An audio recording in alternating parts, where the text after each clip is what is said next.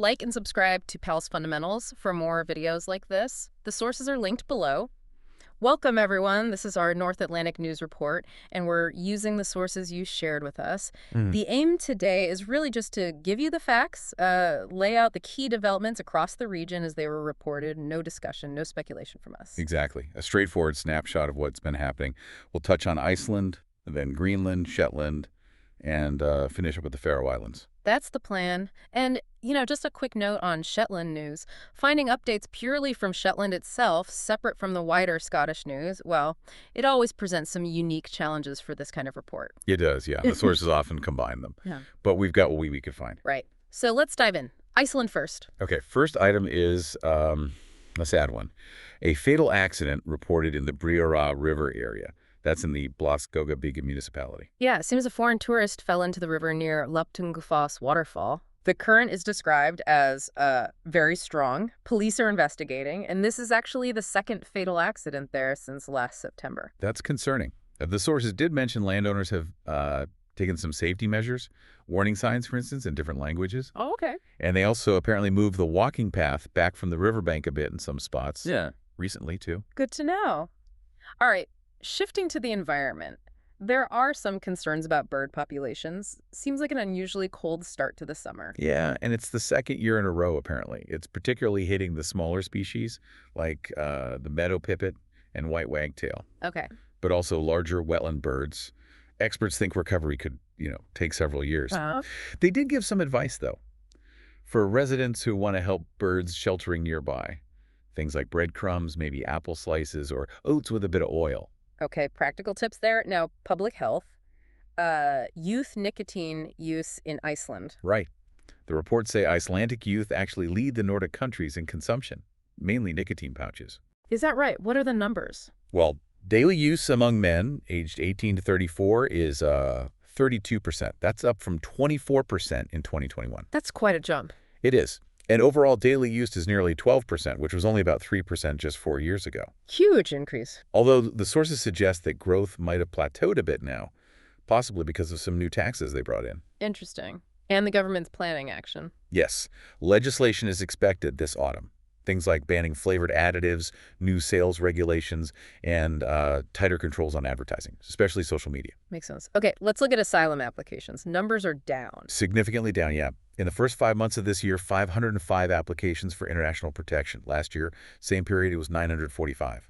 So more than twice as low. And that's affecting processing times. Apparently so, yes. Shorten them. The decline is mostly fewer arrivals from Ukraine. 276 this year versus 615 last year. And also a drop from Venezuela. The directorate, though, points out these things are driven by external factors. They aren't assuming this lower trend will last all year, Understood. Last point for Iceland. The National Electoral Commission. They're calling for a constitutional review. That's right. Following last year's parliamentary elections, they want to revise electoral laws. Any specifics? A key thing seems to be shifting the power to actually rule on election results away from the parliament, the Helsinki. Why is that? It's partly a response to a European Court of Human Rights ruling about the 2021 election recount. They also suggest looking at rules for presidential candidacy endorsements and that 45-day deadline for snap elections. Okay, quite a bit happening in Iceland. Let's move over to Greenland. Enhanced Arctic defense. Yes, a strategy being implemented over the summer.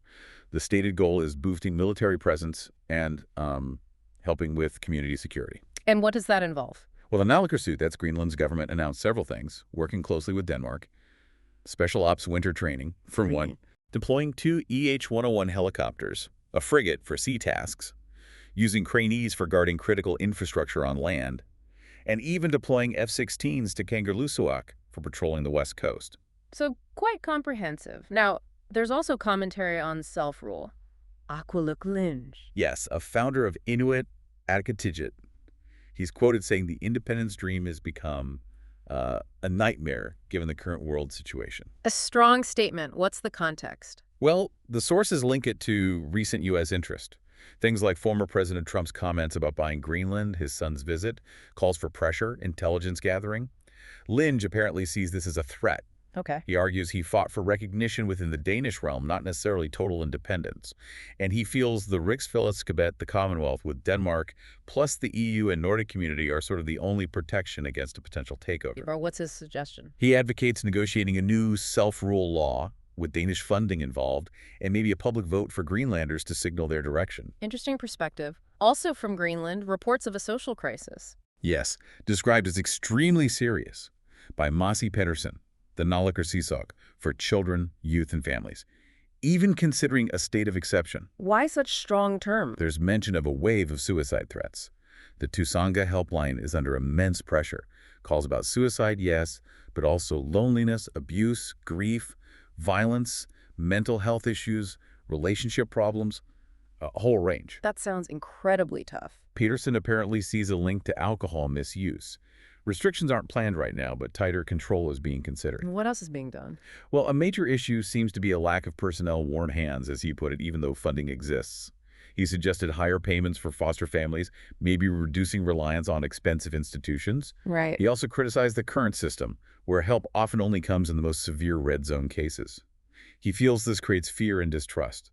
They are planning a combined treatment offer called Inulervik, though. Okay, a difficult situation. And finally for Greenland, a high-profile visit. Yes, French President Emmanuel Macron is due to visit on June 15th. Who else will be there? Danish PM Mette Frederiksen and Democratic Chairman Jens Frederik Nielsen. The focus is reported as security North Atlantic and Arctic, plus economic development, climate change, and energy. It follows an invitation from Greenland's Foreign Affairs Minister, Vivian Motzfeldt. Right, let's move to Shetland now. An earthquake reported. Yes, a small one. Magnitude 3. It was registered about 140 kilometers east of Sundberg, out in the North Sea. Saturday morning, 9:25 a.m. Felt on the islands. The British Geological Survey thinks probably not. It was near the Kraken oil fields, though. A magnitude 3 is apparently the biggest in Britain for a couple of months, but still considered slight, unlikely to cause damage. Okay. And news about ferries. The procurement process has started for 2 new vessels for the Northern Isle service. They're calling them Freighter Flex. Replacing existing ones? Yes, they're set to replace the Hellier and Hildesay. The idea is more freight capacity, higher speeds, and space for up to 200 passengers in peak season. Should improve reliability. Good. Okay, last stop. The Faroe Islands. A royal visit is coming up. It is. The Danish royal ship Dannebrog has arrived in Mjøvagor ahead of the visit. And the king and queen. Expected to arrive by plane first, then board the ship. Their plans include visiting Suðuroy, Ísnes, and Tórshavn. Right. Also some media criticism reported. Yes, VP has apparently criticized KVF, the Faroes public broadcaster. It's about their reporting on a debate in the Danish parliament, the Folketing. What's the issue? VP argues KVF focused inaccurately on a quote from Mette Frederiksen, the Danish PM, making it sound like foreign policy within the Commonwealth wouldn't change. And VP disagrees. They contend the PM actually showed willingness to accommodate Faroes' wishes for change, citing the WTO issue as an example, and didn't actually rule out the Faroes taking over foreign policy matters. So a dispute over interpretation and spin, basically. Understood. And finally, commercial diving education. Yeah, interesting little item. Nordic academics are choosing the Faroes for this training. Any example? They mention a marine biologist from Norway, Dr. Marco Vindes, and a maritime archaeologist from Denmark, Felicitas Emig. Both recently did further training there. And why the Faroes? Apparently, the training system there is seen as more flexible than in other countries. Okay, that covers our reports for today. Thank you for joining us for this North Atlantic News Report. We hope this factual summary was useful for you. Like and subscribe to PalsFundamentals for more videos like this. The sources are linked below.